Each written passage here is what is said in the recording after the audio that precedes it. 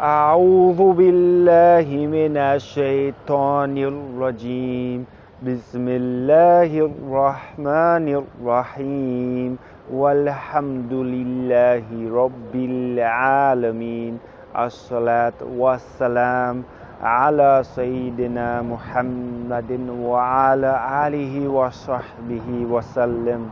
I thank Allah and I ask Allah to raise the rank of our beloved Prophet Muhammad sallallahu alayhi wasallam and protect his nation from which he feared for it. My dear brothers and sisters in Islam, I want to remind myself and remind you to correct our intention for God's sake only. Chapter 2, Types of Apostasy, Ridda. We seek refuge with Allah Ta'ala from it. It is obligatory upon every Muslim to preserve his faith in Islam and protect it against whatever invalidates, abolishes, and interrupts it, namely apostasy, ridda. We seek refuge with Allah Ta'ala from it. Ameen.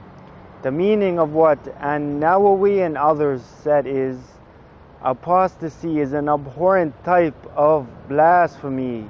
In this age, it has become common to speak carelessly to the extent that some people utter words which turn them out of Islam without even deeming such words sinful, even though they are blasphemous.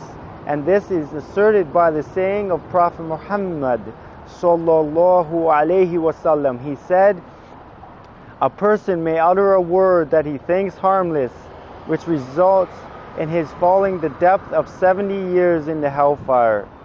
This falling distance of 70 years leads to the bottom of hellfire, where only blasphemers will reside. This hadith was related by At-Tirmidhi, who classified it as a Hassan hadith. Al-Bukhari and Muslim related a hadith with a similar meaning. This hadith is an evidence that it is not a condition for a person to fall into blasphemy that he must have learned the judgment of the uttered blasphemous words, or that he must have liked or believed their meaning as falsely stated in the book called Fiqh Sunnah. Anger is not an excuse for a person to escape the judgment of falling into blasphemy.